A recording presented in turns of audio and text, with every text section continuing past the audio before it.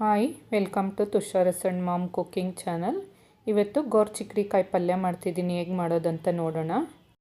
ಒಂದು ದಪ್ಪ ತಳ ಇರ್ತಕ್ಕಂಥ ಬಾಣಲೆಗೆ ಒಂದು 25ರಿಂದ 50 ಗ್ರಾಮ್ನಷ್ಟು ಕಡಲೆ ಬೀಜನ ಸೇರಿಸ್ಕೊಂಡಿದ್ದೀನಿ. ಸ್ಟವ್ನ ಆದಷ್ಟು ಮೀಡಿಯಮ್ ಫ್ಲೇಮಲ್ಲೇ ಇಟ್ಕೊಳ್ಬೇಕು. ಹೀಗೆ ನಿಧಾನವಾಗಿ ಕೈ ಆಡಿಸ್ತಾ ನಾವು ಚಟ್ನಿಗೆ ಯಾವ ಥರ ಹುರ್ಕೊಳ್ತೀವಿ ಸೇಮ್ ಅದೇ ಥರನೇ ನಾವು ನೀಟಾಗಿ ಹುರಿದ್ಕೊಳ್ಬೇಕು. ಕಡಲೆ ಬೀಜ ಸ್ವಲ್ಪ ಬಿಸಿ ಇರೋವಾಗಲೇ ಈ ಥರ ಕಡಲೆ ಬೀಜ ಸಿಪ್ಪೆನೆಲ್ಲ ತೆಗಿಬೇಕು. ಕಡಲೆ ಬೀಜ ಸಿಪ್ಪೆ ಎಲ್ಲ ತೆಗೆದ ನಂತರ ಸಿಪ್ಪೆನ ಸಪ್ರೇಟ್ ಮಾಡಿ ಕಡಲೆ ಬೀಜನ ಸಪ್ರೇಟ್ ಮಾಡಿ ಕ್ಲೀನ್ ಮಾಡಿ ರೆಡಿ ಮಾಡಿ ಇಟ್ಕೊಂಡು ನಂತರ ಒಂದು ಸಣ್ಣದ ಮಿಕ್ಸಿ ಜಾರ್ಗೆ ಸೇರಿಸ್ಕೊಳ್ಬೇಕು. ಕಡಲೆ ಬೀಜ ತುಂಬ ಸಾಫ್ಟಾಗಿ ಏನು ಗ್ರೈಂಡ್ ಮಾಡೋ ಅವಶ್ಯಕತೆ ಇಲ್ಲ. ಸ್ವಲ್ಪ ಲೈಟಾಗಿ ತರಿಯಾಗಿ ಗ್ರೈಂಡ್ ಮಾಡಿಕೊಂಡ್ರೆ ಸಾಕು. ಗೋರ್ಚಿಕ್ಕಿಕಾಯಿನ ನಮ್ಗೆ ಯಾವ ಸೈಜಿಗೆ ಬೇಕೋ ಆ ಸೈಜ್ಗೆ ಬಿಡಿಸ್ಕೊಂಡು ಒಂದು 2ರಿಂದ 3 ಸರಿ ತೊಳೆದುಕೊಳ್ಬೇಕು. ತೊಳೆದುಕೊಂಡ ನಂತರ ಸ್ಟವ್ ಮೇಲೆ ಒಂದು ಬಾಣಲಿಯನ್ನು ಇಟ್ಟು ಬಾಣಲಿಗೆ ಒಂದು ಸ್ವಲ್ಪ ನೀರು ಹಾಗೆ ನಾವು ಬಿಡಿಸಿಟ್ಕೊಂಡಿರ್ತಕ್ಕಂಥ ಗೋರ್ಚಿಕ್ಕಿಕಾಯಿ ಹಾಗೆ ರುಚಿಗೆ ತಕ್ಕಷ್ಟು ಉಪ್ಪನ್ನು ಹಾಕಿ ಬೇಯಿಸ್ಕೊಳ್ತಾ ಇದ್ದೀನಿ. ನಂತರ ಒಂದು ಪ್ಲೇಟ್ನ ಕ್ಲೋಸ್ ಮಾಡಿ ಮೀಡಿಯಮ್ ಫ್ಲೇಮಲ್ಲಿ ಇಟ್ಟು ಒಂದು 10 ನಿಮಿಷ ಚೆನ್ನಾಗಿ ಕುದಿಸ್ಕೊಳ್ಬೇಕು. ನಮಗೆ ಒಂದು 90%ನಷ್ಟು ಚಿಕ್ಕಡಿಕಾಯಿ ಬೆಂದಿದ್ರೆ ಸಾಕು. ಇನ್ನೊಂದು 10%ನಷ್ಟು ನಾವು ಒಗ್ಗರಣೆ ಮಾಡಿದಾಗ ಬೆಂದ್ಕೊಳ್ಳುತ್ತೆ. ಬೆಂದಿರ್ತಕ್ಕಂಥ ಗೋರ್ಚಿಕ್ಕಿಕಾಯಿನ ಹೀಗೆ ಸಪ್ರೇಟ್ ಮಾಡ್ಕೊಳ್ತಾ ಇದ್ದೀನಿ. ನಾವು ಬೇಕಂದರೆ ನಾವು ಸೊಪ್ಪು ಬಸಿಯೋಂಥ ಜಾಲರಿಯಿಂದಾದರೂ ಬಗ್ಗಿಸ್ಕೊಬೋದು. ನಾನು ಡೈರೆಕ್ಟಾಗಿ ಸ್ಪೂನಿಂದ ಸಪ್ರೇಟ್ ಮಾಡ್ಕೊಳ್ತಾ ಇದ್ದೀನಿ. ಈಗ ಒಗ್ಗರಣೆ ರೆಡಿ ಮಾಡ್ಕೊಳ್ಳೋಣ.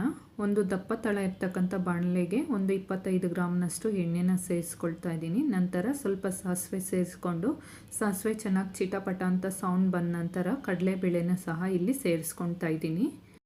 ಕಡಲೆಬೇಳೆ ಲೈಟಾಗಿ ಗೋಲ್ಡನ್ ಕಲರ್ ಬಂದ ನಂತರ ಮೊದಲೇ ಸೋದಿಸಿಟ್ಕೊಂಡಿರ್ತಕ್ಕಂಥ ಗೋರ್ಚಿಕ್ಕಿಕಾಯಿನ ಈಗ ಸೇರಿಸ್ಕೊಳ್ತಾ ಇದ್ದೀನಿ. ಗೋರ್ಚಿಕ್ಕಿಕಾಯಿ ಒಂದು 2ರಿಂದ 3 ನಿಮಿಷ ಎಣ್ಣೆಯಲ್ಲಿ ಚೆನ್ನಾಗಿ ಫ್ರೈ ಆದರೆ ಸಾಕು. ನಂತರ ಹಸಿ ಕರಿಬೇವಿನ ಸೊಪ್ಪನ್ನು ಸಹ ಇಲ್ಲಿ ಸೇರಿಸ್ಕೊಳ್ತಾ ಇದ್ದೀನಿ. ಸೇರಿಸ್ಕೊಂಡ ನಂತರ 1 ನಿಮಿಷ ಹೀಗೆ ಚೆನ್ನಾಗಿ ಕೈ ಆಡಿಸ್ತಾ ಫ್ರೈ ಮಾಡಿಕೊಂಡ್ರೆ ಸಾಕು. ನೋಡಿ, ಈಗ ಎಣ್ಣೆ ಎಲ್ಲ ಹೊರಗಡೆ ಬಿಟ್ಕೊಂಡಿದೆ, ಅಂದರೆ ಚೆನ್ನಾಗಿ ಫ್ರೈ ಆಗಿದೆ. ನಂತರ 1 ಟೇಬಲ್ ಸ್ಪೂನ್ನಷ್ಟು ಧನಿಯಾ ಪುಡಿ, 1/2 ಟೇಬಲ್ ಸ್ಪೂನ್ನಷ್ಟು ಖಾರದ ಪುಡಿನ ಸೇರಿಸ್ಕೊಂಡು 1 ನಿಮಿಷ ಚೆನ್ನಾಗಿ ಫ್ರೈ ಮಾಡ್ಕೊಳ್ಬೇಕು. ಈ ಟೈಮಲ್ಲಿ ಏನಾದರೂ ನಿಮಗೇನಾದರೂ ಉಪ್ಪು ಕಡಿಮೆ ಅನಿಸಿದ್ರೆ ಉಪ್ಪನ್ನು ಸಹ ಸೇರಿಸ್ಕೊಳ್ಬಹುದು.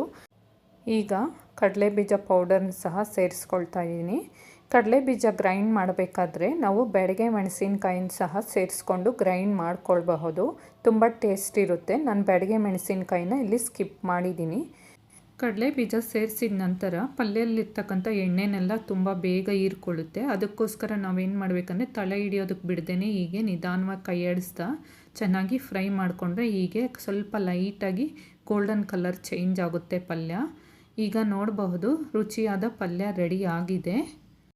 ನಾನು ಮಾಡಿರ್ತಕ್ಕಂಥ ಗೋರ್ಚಿಕ್ಕಿಕಾಯಿ ಪಲ್ಯ ಇಷ್ಟ ಆಗಿದರೆ ಪ್ಲೀಸ್ ಲೈಕ್ ಮಾಡಿ, ಶೇರ್ ಮಾಡಿ, ಕಮೆಂಟ್ ಮಾಡಿ, ಹಾಗೆ ಸಬ್ಸ್ಕ್ರೈಬ್ ಮಾಡೋದನ್ನು ಮರಿಬೇಡಿ.